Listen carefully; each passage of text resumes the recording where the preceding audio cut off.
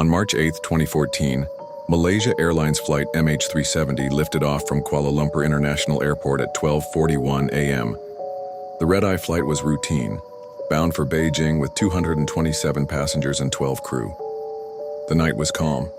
To the people on board, it was supposed to be an ordinary journey, nothing more than a few hours in the air before landing in the early morning.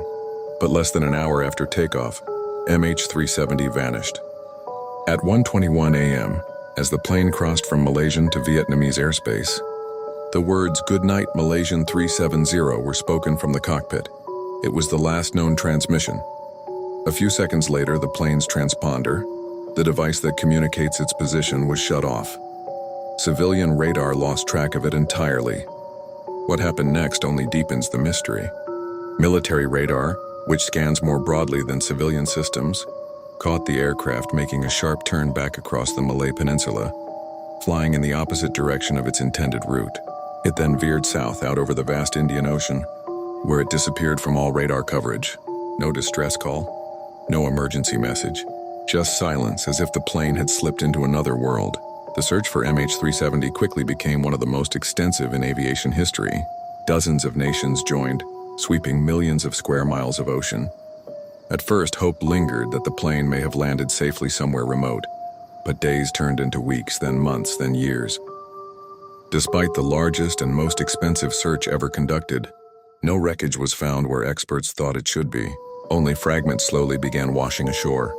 Pieces of wing and fuselage discovered on islands thousands of miles away, like Réunion in the Indian Ocean. These fragments confirmed the plane had gone down, but not why or where the main wreckage rested. To this day, the bulk of MH370 and the 239 souls aboard remain unfound, and so theories have taken flight.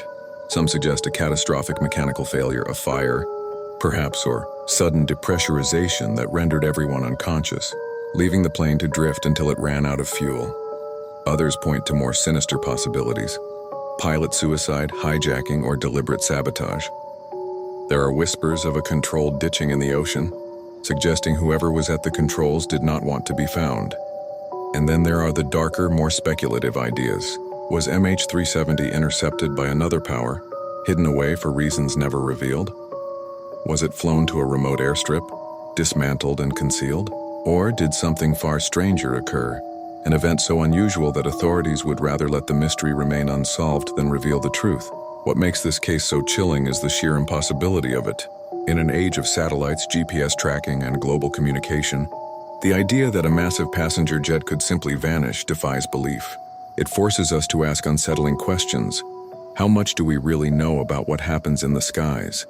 And if MH370 could disappear without a trace, could it happen again?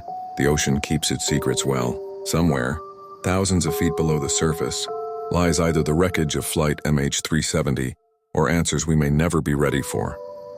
Do you believe MH370 ran out of fuel and sank into the Indian Ocean? Or is there a darker truth that's still being hidden?